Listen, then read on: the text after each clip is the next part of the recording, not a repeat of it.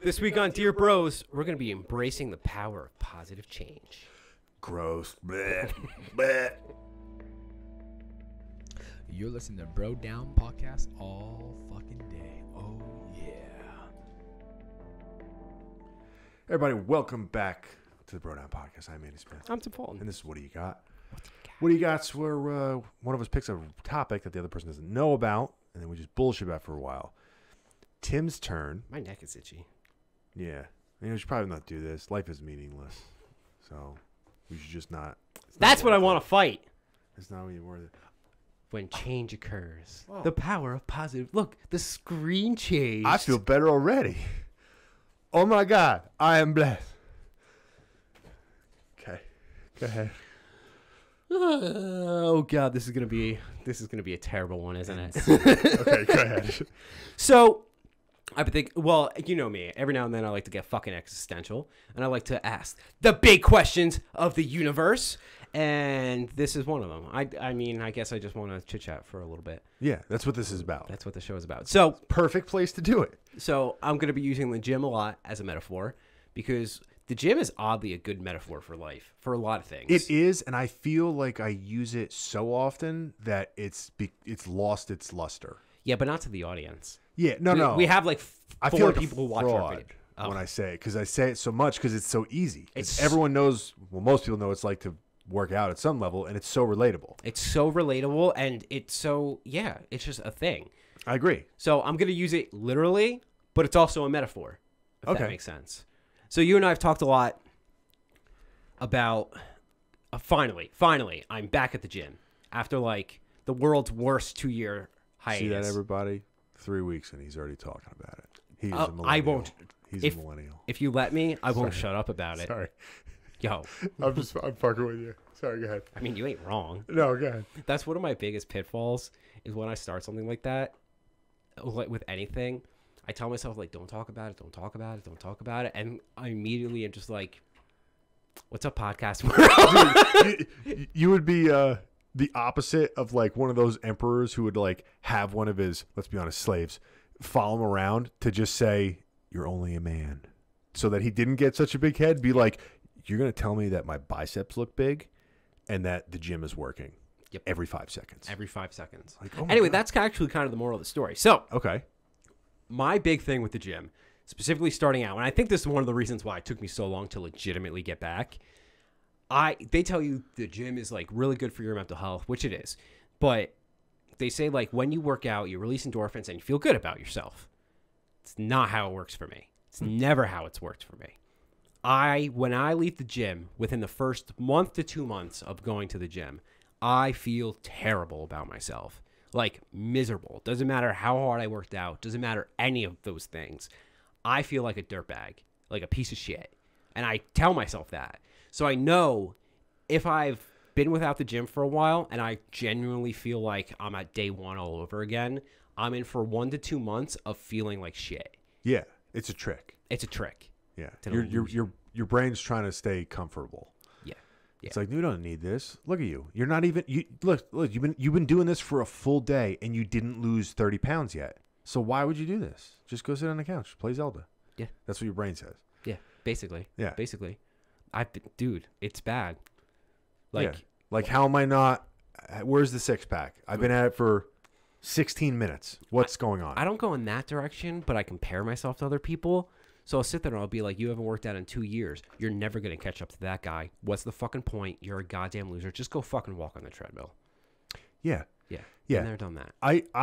I might have a conflicting thing with this. I don't know where you're going, but I get a little bit hesitant when people say like, don't compare yourself to other people and don't do this and don't do that. It's like, yeah, you shouldn't use a hammer to put a screw in, but that doesn't mean you throw the hammer out, right? So the hammer's useful. So you can say like, oh, I'm a piece of shit. Like this guy's fucking, but use that as like, yeah, if I just put the time in, I could do that too. Yeah. And I want to put the time in. And then don't bring it home with you. Don't do that. Can't help it. Just practice at leaving it at the gym. Use it to get through your exercise. Use it in the morning when you get up and your bed's comfortable and you don't want to get out of it. But it's good to do that, to be competitive with yourself. And sometimes it takes you to be competitive with somebody else who doesn't even know they're competing against you, which is other people at the gym. Perfect Tim. I used to go to the gym really early in the morning years ago. And there was this guy there. We're not even on my topic anymore. Sorry. We'll get back I'm to very it. sorry. I But do this. there was this guy there who was about my height, about my weight, but fucking built. And I would call him Perfect Tim because whenever I was at the gym, we had this roughly the same routine. Like the same, I do like the 5-day split. I could tell he did a 5-day split. We were like very similar exercises, but he was just perfect. Like he was fucking crushing weight. And like he didn't need to stop and breathe. Like he would just go from one to the other, to the other, to the other. I fucking hate that guy. Anyway, so. Yeah. But did you use that to go? Did you use that or did you look at that as discouraging? Discouraging. Whew. Okay. I'm wired backwards. I know that this isn't applicable to everybody. Yeah. But No, sorry. Go ahead. So my point is that I finally got to a point. I've been going to the gym for about a month now. I messaged you this earlier today, but I finally feel my strength coming back. Not like some big meathead. I'm not pulling like a crap ton of weight. Yeah. But significant improvement. And so For you. For me. Which is the important factor. Yeah.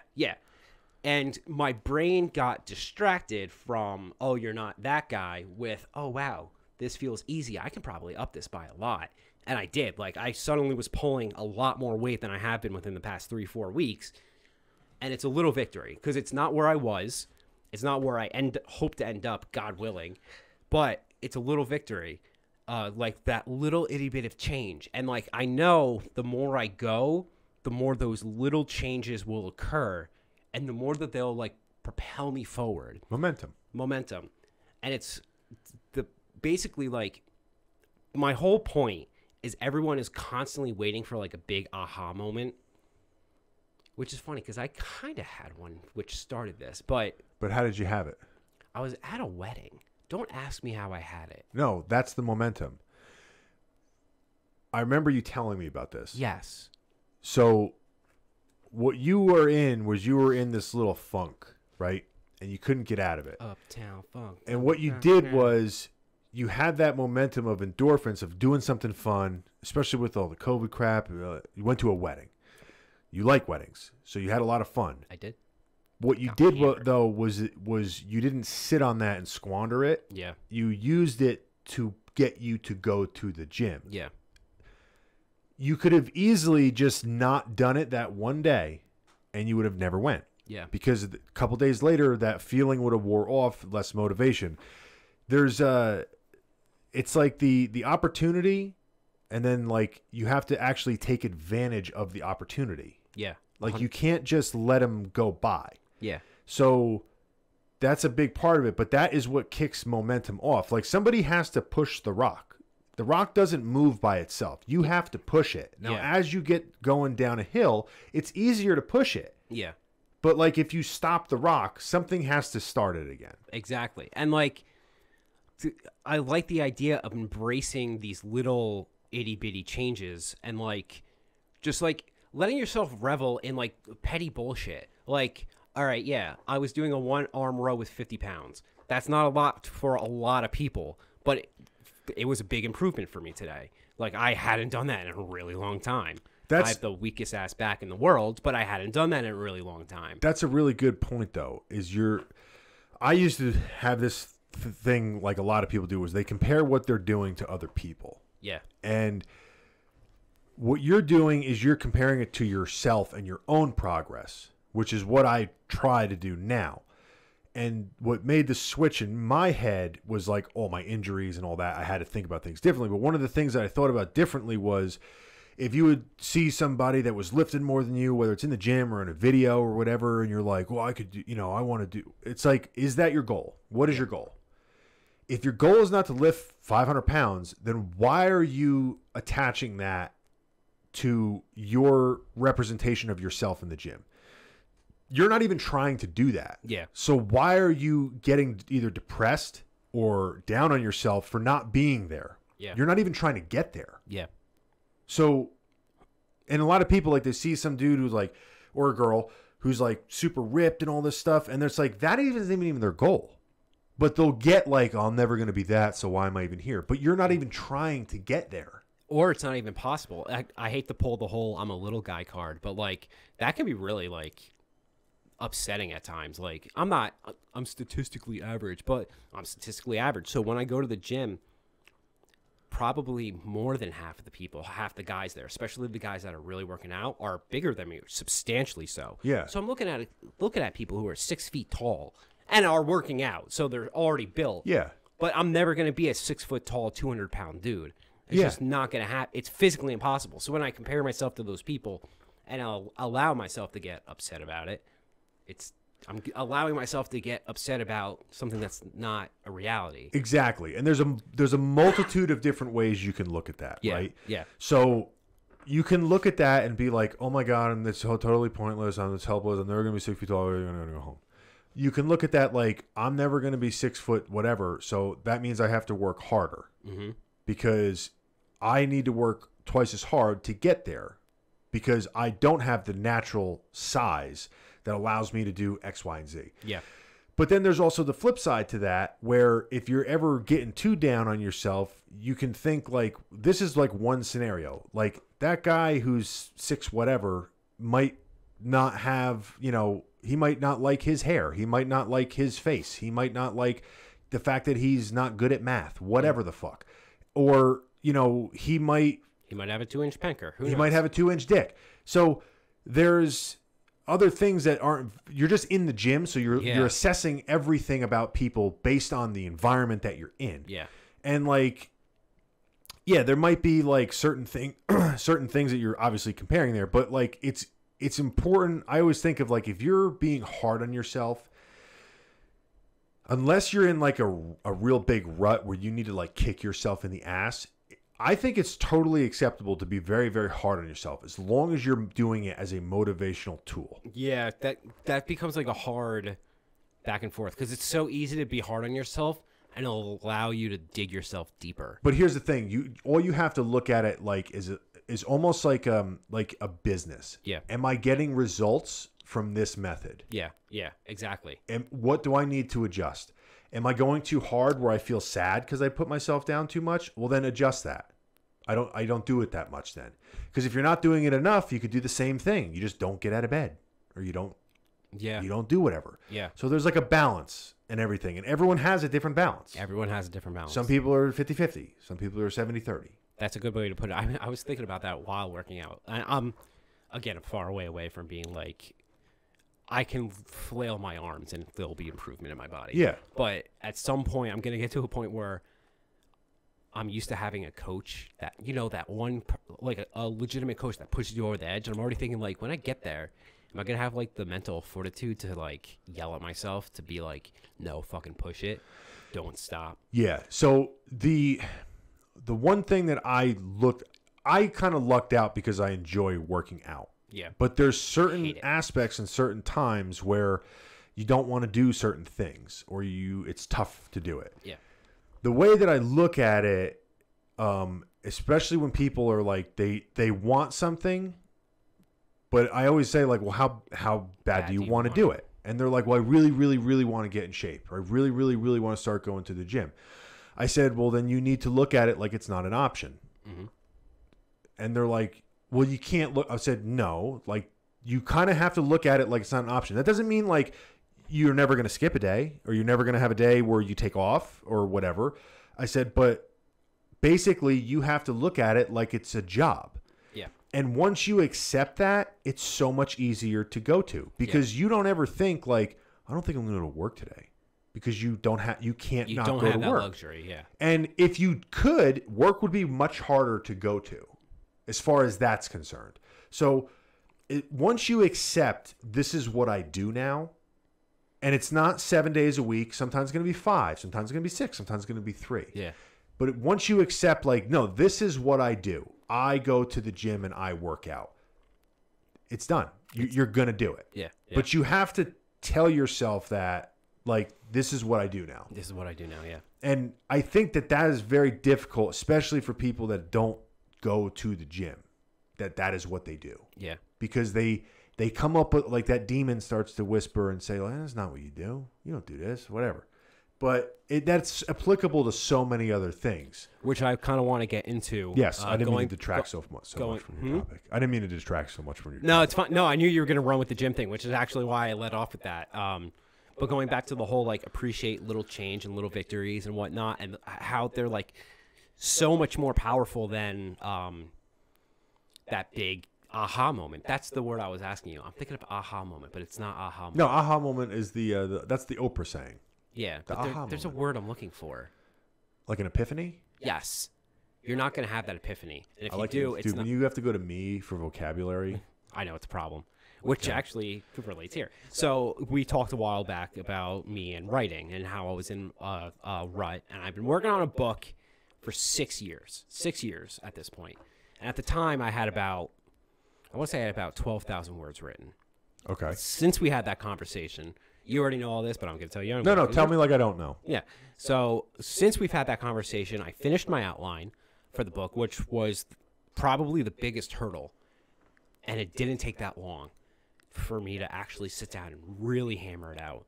And I have more than doubled my word count. So I think I'm at 29,000. I'm at almost exactly 29,600 words. So closer to triple than double. Closer to triple than double in a matter of a month. And it was based off that same, like, I had that weird moment at that wedding where my body just decided, like, We had also had a recent conversation about that yeah, on the podcast. on the podcast. Yeah. And I remember I don't know if it was on or off, but I was kind of, I don't want to say tough, but like I kind of just like told you how I more so would tell me. Yeah. And there's that weird thing where you have a very tangible example for yourself right now, Exactly. where you have an actual what do they call it? Like things you can count? Words. No, like a statistic that you can count. Not a tangible or anyway. So I know the word, but so you have like, I took this many years to write this many words. It's a very clear Comparison. not a compare. It's not the word, but yeah, it's a comparison. But you have like two statistics that you can look at, and you can't. There's no like, yeah, but I used to go, and I used to, and I work. No, the words are the words. The time is the time. Those are not negotiable. They're not changeable. You can't fudge them. They're not mentally adjustable. They exist. They exist. Yeah. And then you have like, oh, I actually just did it and wrote. That's what I was telling you. The words a day thing. I told you Yeah. the words a day thing, and you were doing that.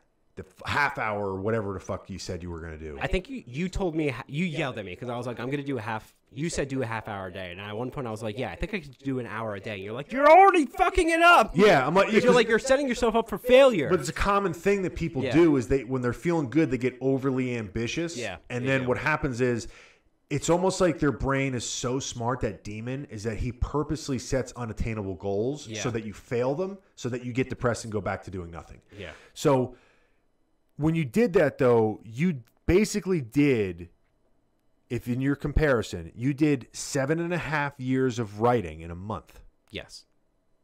Basically. 7.5 years of writing in a month. Yes. Which is, when you look at that, you cannot, there's no explanation that you can come up with that denies the fact of just like, no, the only difference is that I actually just did it. Yeah. I just did it. Yeah, 100%. And it's funny because I do enjoy the process of it's really funny. I enjoy writing.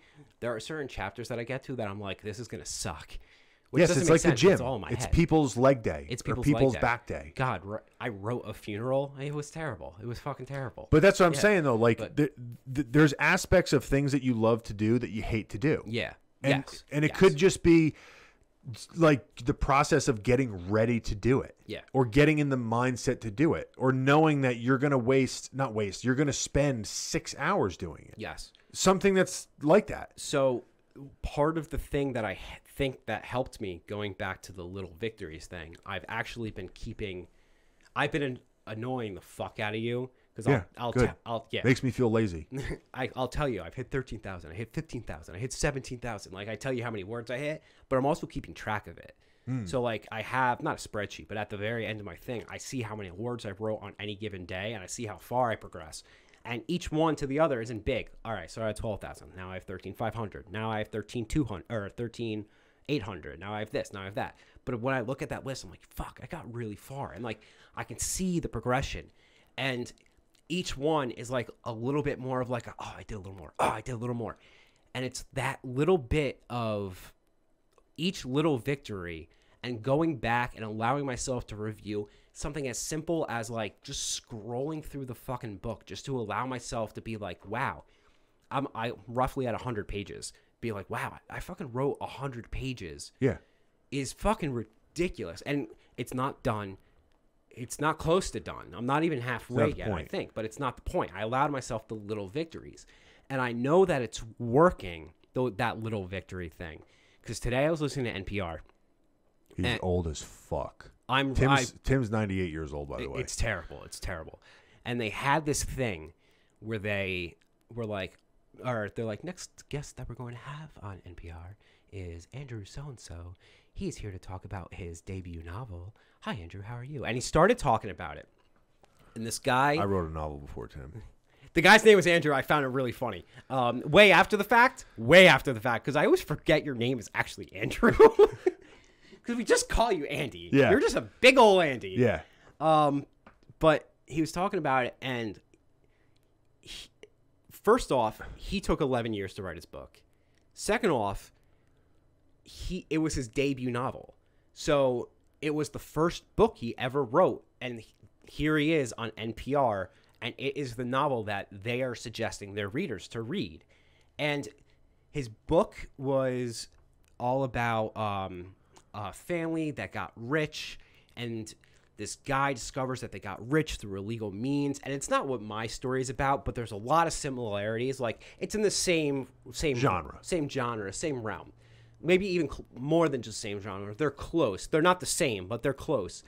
And the entire time I was sitting there, it was almost going back to the gym, almost like the gym thing. If it was me 2 months ago, it would have been me looking at the guy being like, you're never going to be that person. But instead, I was sitting there like, you took my fucking spot. I'm going to be there next year. I don't know if I'm actually going to be there next year. But that's where my mind immediately went. But it's motivation. It's motivation. It was motivational instead of detrimental. Yeah. And it's all those allowing myself to revel in those little victories allowed myself to get over what would have been a hurdle naturally. So that's the whole point of this, is that there's little victories in everything that you do, and allowing yourself to embrace those little itty bitty changes, those little successes will not just like propel you further a little bit, they'll also help you get over like backtracking. Does that make sense? Yeah. So it's changing the way that it's rewiring your brain. Yeah. It's rewiring my brain. My instinctual head wanted to cut you off and be like, this is getting too positive. I need to say something negative. But no, nope, you're going to fail. It's rewiring your brain. So to the gym analogy, what you said before, you writing your notes down is somebody keeping track of the weights that they put down. Yes. And watching them not largely, slowly grow. Yes. And that's the same thing that you're doing. Yes. So some people need that. You are one of the people that will write weights down in the gym. It's that kind of a thing. So when you have the positive, that's the momentum, right? So you are basically on a roll. You're going and doing this shit. So basically you're of the mindset of you're searching for motivation and you want to be motivated. But that's only because you've been motivated lately and you've been actually putting in the work. Yeah. If you hadn't been going to the gym and you hadn't been writing, I guarantee if you listened to that guy on the radio, your how it hit your ear would have been different. I can almost guarantee I would have been depressed for the rest of the day. Yeah. Like I would have been straight up in a bad mood, thinking to myself, not blaming anyone but myself, but thinking to myself, that could be you. But you're not doing it. Except it's never going to be you. Yeah. And here's the thing too. This is another important thing with not everything, but a lot of things, is that your book, the gym, whatever, it's never ending. Yeah. Your book is obviously going to be finished one day, but the process of the gym, it doesn't end. Yeah. It's not like you get to 200 pounds and you're like, okay, I don't have to go anymore. Accepting that as like trying to find some kind of peace or some kind of whatever in the actual act of doing what it is, I think is kind of the only way to be successful in the realm of that successful is with doing that. Because if you are going there and you're purposely trying to be miserable by just being like, it's so hard, like you are just trying to get yourself to not want to do it. Yeah. Whereas if you're like, I want to try to find something in this that I enjoy because I have to do it because I made an agreement with myself that I was going to go. So if I don't think that way, what is to lead me to believe that I'm going to do that randomly? Yeah. Right? Like one of the things that I had to tell myself when I started going to the gym early, because I have never been an early morning gym person. I hated it. Like I never went because I have horrible sleep apnea and I used to never be able to wake up, number one. Yeah. Number two, I always like going at night, so I'm geared to work out at night. Yeah. So I would basically just tell myself, like, well, you don't have to go when you're after work. You're being more consistent because it's the first thing you do.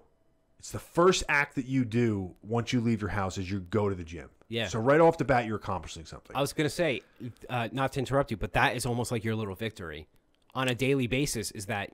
Well, it's just setting. Well, yes, go ahead. I'm sorry. You're defying your limitation. Like you're not an early morning gym person, but every day that you go, now you are. I'll tell you what it, yes, but I tell you what it does is it makes your day unfailable as a whole. Because if you had a list of 100 things to do that day and you didn't do any of them, but you went to the gym, you still went to the gym. So there's something about like when you accomplish something that early that you have this like it's a first start momentum thing where you're like, all right, I went to the gym. I feel good. So you know what? Let's go do this now. Let's go do that because I already did this. I already got that done. Yeah. And it's not as easy to recognize on the days you go, but it's very easy to recognize on the days that you miss the gym. Yeah. Because when you miss the gym, you feel like shit. And it's not like a physical thing, really. It's more of like I could have got up and went. I didn't. Or I overslept. Fuck. Overslept. And you can't carry that and let it make you not go the next day. But what it does is it shows you how important something that is completely mental. It's completely a mental thing. But that going to the gym in the morning, let's say some people go at night. I used to go at night. But I had to basically convince myself and kind of tell myself that there's all these good things about going to the gym in the morning. Instead of just being like, so early, I don't want to go. Like, it's fucking, I'm still tired. I didn't have my coffee. Like, I could just focus on those. But I knew that by doing that, it was going to make it so much harder to get up and go. Whereas I just focus on like I'm getting it out of the way. I'm being more consistent. I'm going more often. So that's what I'm focusing on. Yeah. That is not negative. That's a weird thing for me to focus on the positives of something because in that specific scenario, it was harder for me to go if I focus on the negatives. Yeah. Yeah. That's a really good point. Yeah. It's a really good point. Yeah. And also too, like I said, bring it back to the book thing. The book that you're doing or that type of an action, it's not necessarily about just like putting words on paper. Now, in the beginning, when we had the talk, I told you, I don't give a fuck if it's 1,000 thes in a row. Like, just put stuff on paper. Put stuff on paper. But what it ends up being about is just the act of doing it. Yeah. And it's not about like, oh, I wanted to get to 200 pages. I did 200 pages. I'm done. It's not that. It's the act of doing it and doing it. All of it. The struggling through it, the outlines, the fucking, do I need this? Do I not need this? The rewrites, all that shit. And you might love 85% of it and hate 15 of it, but the 15% is important. So like, yeah. Yeah. The 15% is important. My God, it's so stupid. I'm currently editing parts of it. I have to rewrite some stuff, rework the outline because it's not going to work the way I originally wanted it to. Yeah. And so to focus on that, I'm editing what I've already written. Just get like the brain flowing and be like, all right, this is what the person should do. Blah, blah, blah, blah, blah. And as I'm rereading it, I fucking hate editing. Yeah. Don't know where to put commas. My God, my grammar is terrible. And Yeah. It shows. Yeah. There's, you know what? I have the same issue. I've been extremely lazy when it comes to the designs I've been working on. I have not been doing the due diligence with those lately. But when I am on the ball with those, part of the reason why I will have multiple ones going at the same time is because there's days when you're just having that writer's block, as in that sense of the word. Yeah. But when I get that, I don't want it to be all unproductive. So I have multiple ones going at multiple stages so that I always have something of like a mindless work that I had like touch up. Yeah. Like touch up is not thinking about where does this piece go? Where does that piece go? It's I got to go clean up the edges. I can clean up the edges while thinking about what I'm going to do with this. And that way it's not wasted time. Yeah. And like if you have writer's block, you're like, I'll go through and look at where I need commas. I'll go through and look at how the sentence structure works. Yeah. That way, I'm not just sitting here wasting my time. I'm actually doing something productive. Yeah, and accomplishing something. My word count's not going up, but I'm doing something that I know has to get done. And it's going to matter in the long run. And that way, because there is going to be times when there is nothing else to do but sit there and think about what you need to do. But again, it's about just getting better and sharpening that stone. You know, you were hard on me about the writing thing, so I'm going to start getting on you about the. I welcome criticism at all turns. Yeah, it's time. It's time. Yes, 100%. It's fucking morphin time. Yeah, it's Mighty Morphin. We need rings. We need Tyrannosaurus. gaudy rings. Yeah. Saber-toothed tiger. That's not a dinosaur, you dumb bitch. The show is so over the top. Goldar. Anything else you have on here? No, that was pretty much it. Those were the two live examples. But again, we're talking about two very specific things, but they can apply everywhere. And that was kind of the moral of the story is that, as I was going to talk to the to the grand audience out there, whatever you are doing, whether it is like a specific task or, I don't know, just something vague, there are little victories that you should allow yourself to enjoy. Like if you're painting a room, a big room, and it's going to take you a week to do, instead of looking around being like, this is going to take fucking forever, allow yourself to look at what you've done and be like, that's looking really good. Or if it's not quite there, be like, I did a good first start. I need to do something else. And I truly now believe that there is power in acknowledging and reveling in these little small changes. I called it when change occurs. Like, when I meant change, I meant like, I'm not pulling 35 pounds. Now I'm pulling 50 pounds. Same thing. Allow yourself to enjoy the little changes. Your wall was white. Now part of it is red. Not all of it, but part of it is red or blue. So whatever. So imagine somebody like you had a party. Yep. And in your backyard, there's 5,000 beer cans. Okay. That were crushed. Yeah. And you're looking back there and you're like, I don't want to fucking pick those up. I'm not. It's going to take me I'll wait till I have a day where they're all picked up. But you have to walk by that to go to your car to go to work every day. Yeah. Now you can hold, say, 10 beer cans in your hands. Yep. At a time. So you can either wait till that day comes and clean it all up in one day, or you can pick up 10 beer cans at a time when you go to your car and when you come back from your car every day. Just every a little day. bit every day. Now, you might end up getting a day where you can put on there, but there's no reason why you can't do that little bit. And it's hard for people. I have the same issue sometimes. It's hard for people to see how that is progress. It is hard. Because you're taking 2 marbles off of a mountain. Yeah.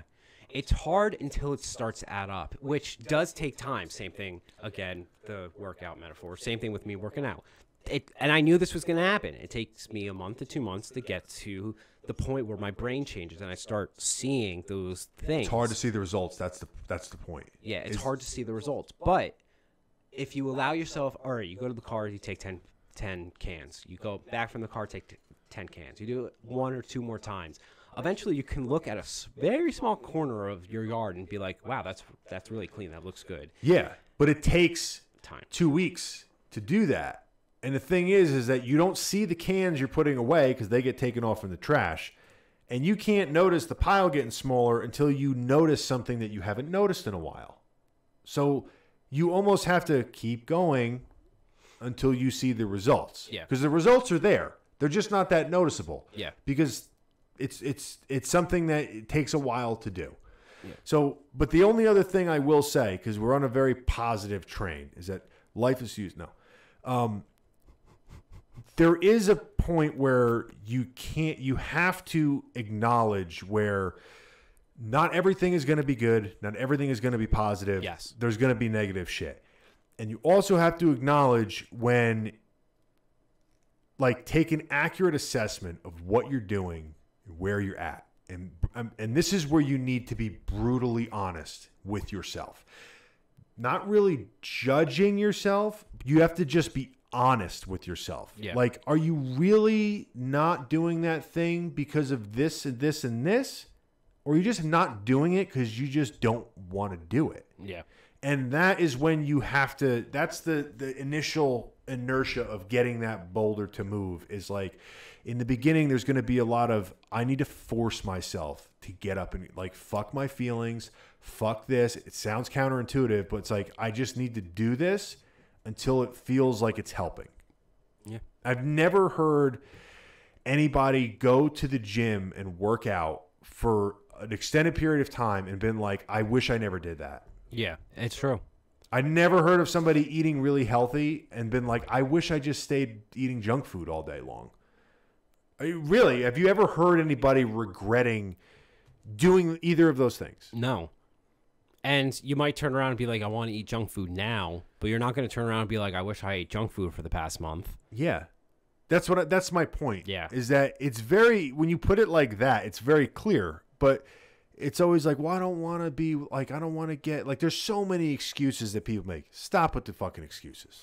Like, just go read a book about somebody that you admire and just compare yourself to them and all the excuses that they could have made.